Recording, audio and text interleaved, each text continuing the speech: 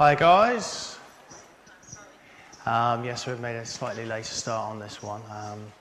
Waiting for a couple of people to come in, that kind of stuff. I am actually filling in for somebody. So this Thursday, I suddenly okay, let's maybe give this a bit of a go.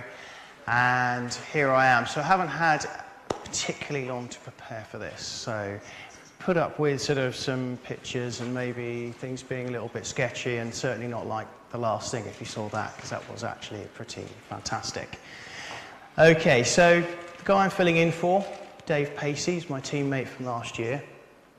He would have some fantastically interesting things to say about his work with Blesma and getting guys skydiving with Blesma with, you know, some limbs, no limbs, that kind of stuff. I'm going to talk about my journey, how I got from 2004, started skydiving, and to where we were last year with the competition, entering the World Cup, which, if someone had said that to me in 2004, this is what you're going to do in 2012, there's no way I would have dreamt that this was actually going to happen. So what I'm going to do, first of all, if I just have my pie chart. This pie chart, roughly speaking, and this isn't scientific by any means, okay, represents the people I could come across on a fairly daily basis who are wanting some coaching, free fly coaching in the sky, or tunnel coaching. So, just skydivers. So these are the people who are really just skydivers, okay? They're not really interested in a tunnel, and not really got any interest in the tunnel. That's those guys there. This one here, just tunnel. All those people who no interest in the tunnel, sky whatsoever. And the big 50%, which I think we all kind of like to sort of think maybe we're in that 50% bracket. That's the half and half, so they sort of split some of their finances or their time, however you want to split it up, between the tunnel and the sky. Now, I have been in every single one of these camps quite firmly, different parts of my life. When I first started skydiving, 4 jumps in, went to the tunnel in Orlando, had a look at it, and they were offering 15 minutes of flying for $210. That was a pretty good deal. And I thought, you know what, that actually is 11 jumps. Why do I want to go in there? I could do 11 jumps. So I was definitely firmly in this camp, and I stayed there for, you know, way beyond 100 jumps. I then did the USPA coach rating. I only had 147 jumps. I know, it's a bit stupid really, isn't it? But there I was on the course, 147 jumps. And incredibly, I passed because I did get a little bit of tunnel time from Sally at Z Hills. And I thought, this is the power of the tunnel. It's taken this guy who's green skydiving, and I've managed to, you know, study like crazy, and I managed to achieve this after almost no jumps at all, but some tunnel time. From there, and jumps down the line, I did some more tunnel time. I did some free fly tunnel time with a coach. Immensely disappointing, I'm afraid. I now know that that wasn't my fault at the time. It was more the coach, which, you know, is one of those things. Basically, I spent 15 minutes on my back bouncing around, and at the end of it I said to him, what's going on here? Because my first minute and my last minute were just as bad. You know, I haven't learned anything at all. The notion of actually getting to a point where I might be able to sit fly, seriously, it's not going to happen. It's going to cost me some stupid amount of money. And he said, no, that's just the way it goes sometimes. The reality is it isn't really. If you get a good coach, then you will progress, and your coach will want to see you progress, because it's self-perpetuating. Every coach actually wants to see their student progress, and that student will always want to maybe do something extra once they've fulfilled whatever it is, sit flying and then head down flying. There's so much to learn in this anyway. I then started working for Air Kicks, and I was very firmly in this camp over here, the just tunnel flying camp. And this was 2.5 years, didn't jump. It seems totally bizarre now. After 2.5 years, me and Gary Sweeney, so a lot of people know Gary Sweeney, did some jumps. Instantly, it started highlighting quite a few problems.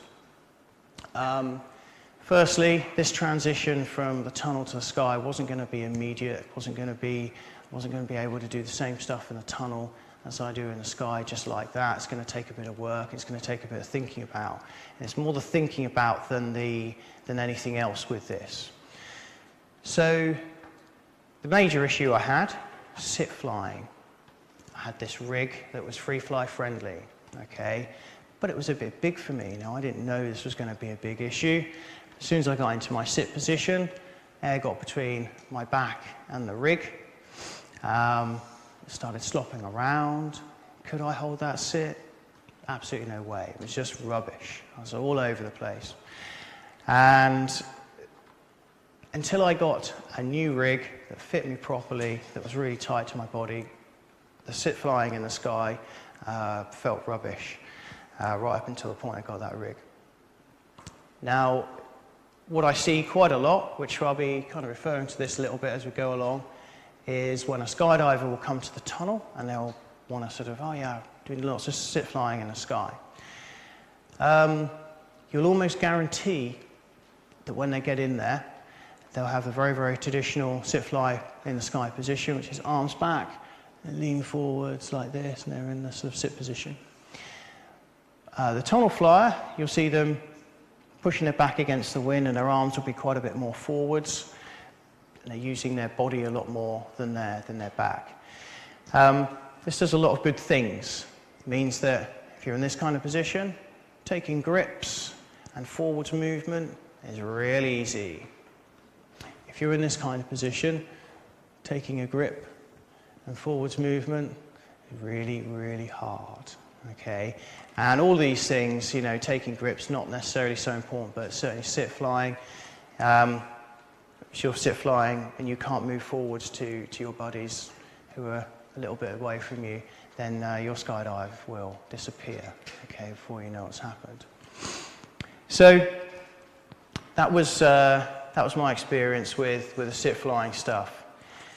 And I tend to say to people that if you have any aspirations to sit fly in the tunnel, in the sky, come and do some tunnel coaching first. Get the rudiments. You don't have to be brilliant in the tunnel, just get some rudiments. Get a rig that fits you, and then go to the sky, because if you start to sit fly in the sky first, you're very likely to pick up some very, very bad habits in this sort of position that is very limited in how far you can go with it and what you can do with it. Okay, so as time went on, gathered my skydiving experience up, and I started to get those skills from the tunnel to the sky transferred. I was then called up by Dave Pacey, who was running Euphoria at the time, and he said, "Would you like to be on the team?" All of these things, I always sometimes think I'd have this amazing amount of luck. I'm sure I'm a very, very lucky person. Don't ever always feel it, but I think I must be. So I've said yes, and I'm now on the team. Now, what I'm going to do now is very quickly talk about a lot of the differences that I see when people come to the tunnel. One of the main ones is references. So if you're flying on your belly with your partner in the tunnel, you're very likely not to bother using your partner as your reference. You're more likely to use the stickers in the tunnel, the drive room, the doors, other bits and pieces. Okay, that's going to be your reference, going to be your height reference, it's going to be your position where you are in the tunnel. And you know that your buddy, he's right there behind you. Okay. In the sky, the only reference is your buddy. Okay, so if you take your eyes off your buddy, by the time you come out of your 360 turn, you're very likely to have a big amount of separation. So when it comes to getting some good coaching in the tunnel with your belly fly, always think about making sure that you are looking at your other flyer, because you don't have those references when you're in the sky. All right, that's a really good habit to turn your head as you go in to make sure you keep looking at what's going on. Very much the same thing when you're sit flying as well, okay? Sit flying, big difference being you're traveling a lot faster. So if you take your eyes off your body when you're sit flying in the sky, that separation is going to be very, very big, very, very fast. All right. Head down flying, same thing again, okay, but you're flying that bit faster, so it's all going to happen even quicker. Next thing you know, you don't even know where your guy's gone. He's disappeared somewhere. And when you're head down, you don't have quite the range of sort of view as you do when you're sit flying or when you're belly flying. So the other differences as well. A lot of skydives consist of different disciplines, so you may well launch a belly exit. You may then go into sit fly, then may go into head down flying. You may then go back onto your belly. You know, who knows, but you'll mix up your disciplines. And you can do that. In a tunnel, you can't really do that. Okay? Once that wind is set for your belly speed, that is it. It is set. You can't go into a sit fly from there, and you can't go into head down from there because you haven't got enough wind speed for it. So, what's happened in real life? I've seen a few real life instances in the tunnel, and a lot of this is about planning the dive and then dive the plan. So always have a quick chat with your instructor before you get in about what you're actually going to do. So for example, I've had a couple of skydivers who have come in and they've been belly flying, and all of a sudden, without any warning, they decide they're going to go into a cruciform. So you go from a position that's 110, 120 miles an hour into one that's 140, 150. Standing up in the tunnel's pretty wobbly, so next thing you know, the poor student's kind of flopping around pretty quick. The instructor didn't know what was going to happen, so he couldn't really give any advice. So a lot of those things, have a quick chat with him before it all happens. Other stuff, let's say for example, you're flying head down in the tunnel and you want to transition into sit fly. Well, it's going to sound fairly obvious, but you're going to, for example, you want to start on your head and you want to swoop down onto your belly and then into sit. That moment when you're in belly fly, the wind's doing 150, 160, you can't really belly fly at that. So you are going to get massive amounts of lift at that moment. You might not have a tall enough tunnel to accommodate that. So what tends to happen is you'll be on your head, you'll speed up, penetrate the air a little bit, swoop down onto your belly, and you'll probably be on your belly for less than a quarter of a second before you're flipping it around onto your sit. And that's really the only way you can do it. Now, obviously, as your experience gets a bit better, you'll be able to kind of make that look a little bit less sort of unnatural. But generally, people are still doing the same thing. You're penetrating the air and then you're swooping on, and you're a fraction of a second in the lower wind speed position. And that sort of stuff's happened in the tunnel as well. Lots of people wanting to go from head down to belly or head down to back, and all these things have to be kind of thought about properly. Okay, what's actually the limitations of what we can do in there? So what does this mean when you take someone who's had 2.5 years, here I am in this camp, and now I'm in a competition with Andy Myers, Dave Pacey. These are seasoned skydivers. They've got thousands of skydives, loads of tunnel time, you know, their flying is fantastic. And here's me, tunnel rat, and I've got to join in, try and make all this work. Well, first of all, the routine looked a little bit weird, okay, as far as I was concerned. They wanted to do a lot of different things. They wanted to, one small example, be head down, swoop onto your belly, stay there for about 3 or 4 seconds, nice and leisurely, do a 180-degree turn, and then come back onto your head, okay. Well, in my mind, started to do this, I wasn't working. I've been so transfixed on this self-preservation of, hey, I can't stay on my belly from head down for more than a fraction of a second. Just popping up instantly. And then, of course, I kind of went the other way with it. I started to stay on my belly for too long. Long and short of this, we wasted a lot of jumps. And I said, guys, I think the solution to this issue is if we keep the whole jump at full speed, and I think I'll be able to cope with that. Let's do that. So that's what we did. Next up, my next challenge was working as a three-way. Now, those of you who've flown at Milton Keynes, 12 foot. It's a nice sized tunnel. 2 people, it's pretty comfortable. 3 people, it starts to get a little bit crowded. So generally speaking, tend to do a lot of stuff as two of you in there. As instructors, we do a lot of things where we're following each other. So we're following each other around the tunnel, we're changing positions, doing this, doing that. Okay, so we're following each other. So here I am in my mind thinking, right, I'm going to follow Dave. He's my safety blanket, I'm going to follow him. And Dave is going to fly with the cameraman, Andy, and it's going to be this beautiful thing where I can just kind of sit back and just have a little game of follow me with these guys. Doesn't really work like that when you're sort of trying to build the routine. There's 3 of you, you're flying a 3-way, and everyone pretty much got very similar sort of experiences of different sort of bits and pieces here and there, but we're all pretty much on the same sort of ballpark. So we had to fly as a 3-way, so there are moments where I'm focusing on Dave, Dave's focusing on Andy, and then there are other moments where I've got to ignore Dave, he's doing something behind me, and I'm focusing on Andy, and I'm working on him. I was wondering if I have my first image, please. So this was sort of the beginnings of trying to get the routine worked out. This is us exiting the plane. Now, a lot of people tend to think that a tunnel rat's exit is generally a bit rubbish.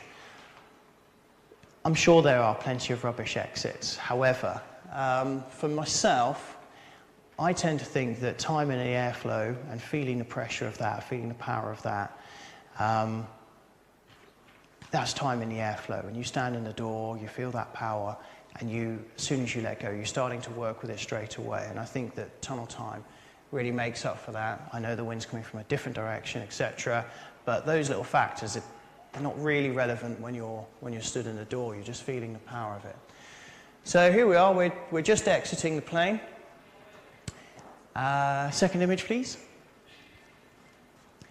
And this is the beginning of our back-to-back carve out the door. One of the great things that the tunnel will do for you is it will give you a lot of if you want to, you can work on a lot of low-speed stuff. You do a lot of low-speed carving and all this kind of thing. Obviously, as soon as you exit the plane's doing 80, 90 knots, you're still in 80, 90 knots of airflow there, so you're still not even at belly flight speed, and yet we're trying to make something happen out the door. We start off linked, which is a good idea. Dave will in fact do a 270, and I've got to do a 180. Third image, please. And here we are, sort of set up in the carve. Now with this, as we were saying earlier about those references when you're in the tunnel, it's super easy doing this maneuver in the tunnel because you know where the other guy is, he's right behind you. If he's not behind you, you're hitting him. The sky, this could really very, very easily go very, very wrong. So what we're actually doing here is we're not directly back to back. Dave is actually over here, and as I'm looking over, I'm looking at his shoulder. So it's a bit of a kind of a mirage how that looks. Fourth image, was it, or whichever, well, the next one anyway. And there we are, sort of like established in that. Next one. This is us getting a little bit tighter, change of colour of suits. Next one. And we're just that little bit closer as we sort of get more and more used to it. Next one, please. This is another outface carve. Outface carve in the sky is very, very tricky. But amazingly, the judges don't rate it that highly because it's not particularly pretty. And I kind of agree with them, to be honest. I mean, something can be as hard as you like, but if it doesn't look pretty, then that's what it's supposed to be. It's supposed to be an artistic event. So we did a bit of outface carving, so we were trying to go for the technical points, but that didn't work out quite so well. Next image, please.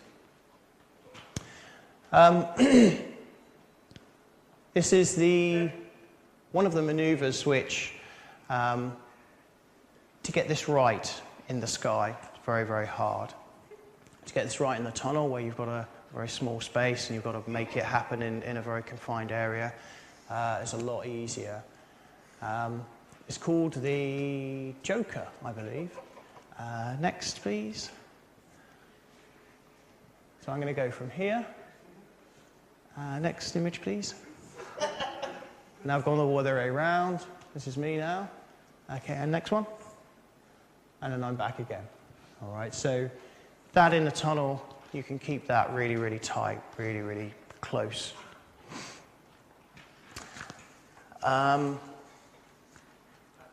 So, competition day comes around. After the first round, we're actually doing pretty nicely. It's going all right. We are less than half a point behind the leaders, and I'm truly flabbergasted. Couldn't believe it. Our second round, this is the Nationals, we make one mistake, and that mistake stayed with us all the way through. No one else made any mistakes, and that was it. That was kind of the end of the competition for us. So we put the Nationals behind us, moved on, and we were in the World Cup, okay, which is also jointly the European Cup at the same time. At that point, we didn't actually make any mistakes at all the way through. Did really nicely, and we got a bronze, like you heard earlier, and then we got the fourth in the World Cup itself, bronze in European. And I genuinely think that this blend of tunnel time and skydiving is absolutely crucial. So you've got certain things like this, no way you can achieve doing that and keeping it tight by just doing countless skydives, doing this very, very difficult. Tunnel is crucial for it.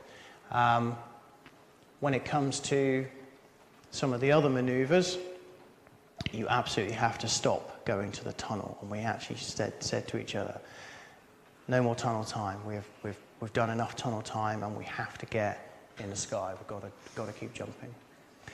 Next image, please. This is one we didn't use, surf exit. Really good example. You can't really practice this in the sky, in a tunnel. Next one.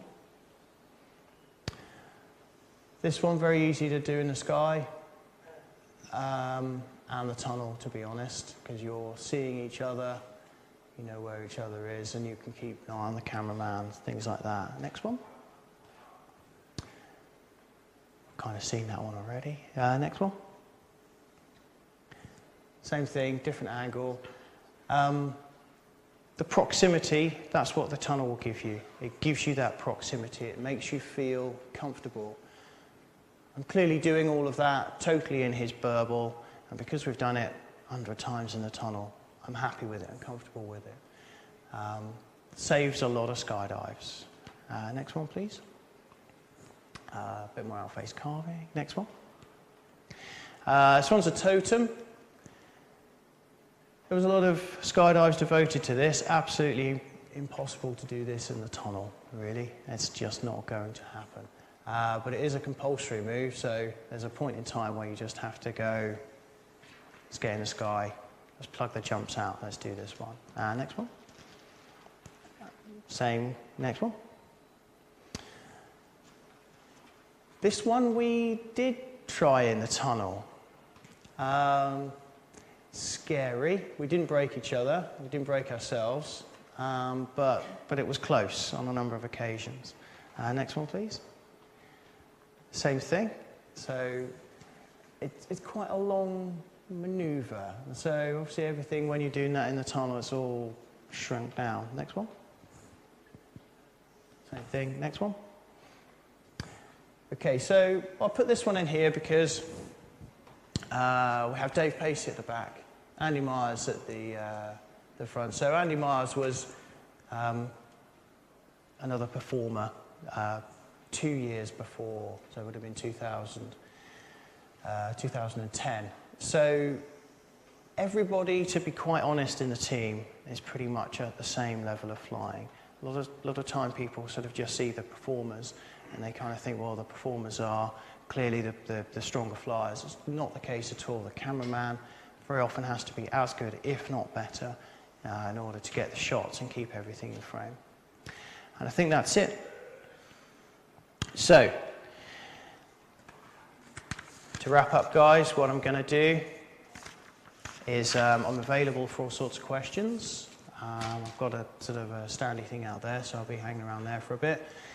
Please feel free to come up to me at any point. But if we could play the video. What I will say about the video is you're not going to please everyone with the music, okay? Usually 5% is good. So enjoy this, guys.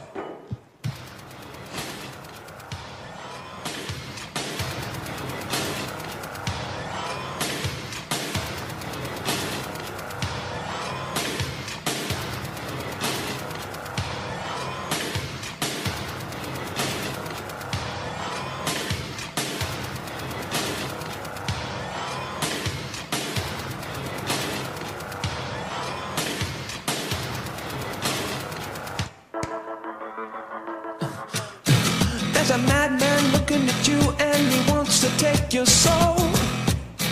There's a madman with a mad plan and he's dancing at your door. Oh, what to do? Ooh, what to do when the walls are built to crumble? There's a madman with a mad plan and he waits for us to stumble. Ooh, but our eyes are open, yeah, they're really open. I say we rock from the rich and roll down the pool, on to the next to dance with the poor. Jump on my shoulders, you can jump on my shoulders. We rock from the rich and roll down the pool, on to the next to dance with the poor. Jump on my shoulders, you can jump on my shoulders.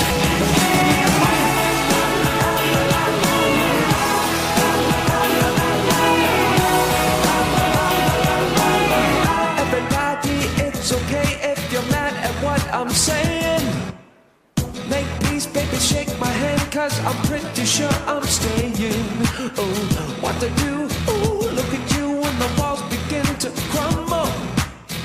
It's a madman with a mad plan and he waits for us to stumble. Ooh, but our eyes are open, yeah, they're really open. I say we rock from the rich and roll down the pool, on to the next to dance with the poor. Jump on my shoulders, you can jump on my shoulders. We rock from the rich and roll down the pool, on to the next to dance with the poor. Jump on my shoulders, you can jump on my shoulders.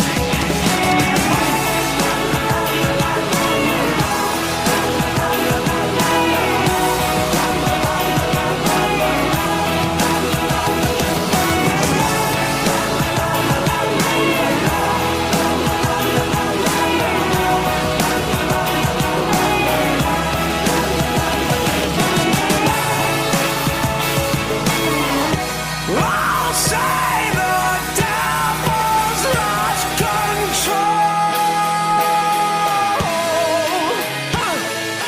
Live in the water, scared of the sea. Stay in the water, scared of the sea. Live in the water, I'm scared of the sea.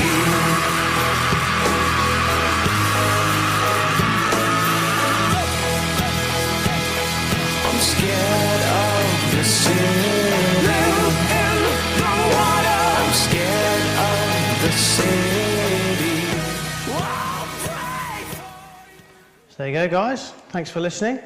Maybe you've learned a little bit, maybe not. Was Music A1 Nation? Yes. Currently my favourite band. Thank you very much. Cheers, guys. Enjoy the rest of the day.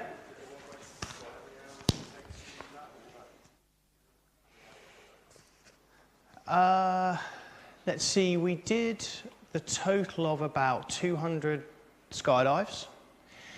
And tunnel time, we probably, between me and the performer, and me, the performer, and the cameraman, so collectively we probably did about 3 hours. Something like that. Yeah.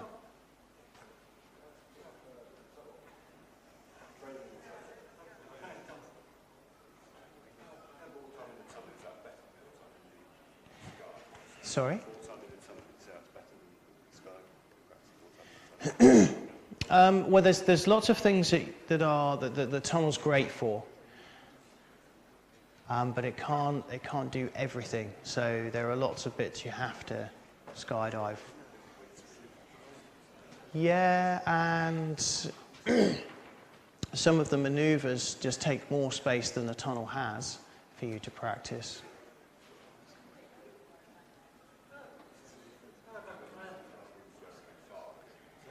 Exactly.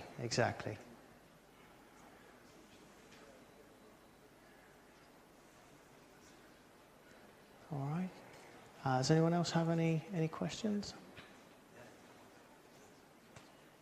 Brilliant. All right, guys. Have a good day. Have a good evening tonight, and we will see you soon.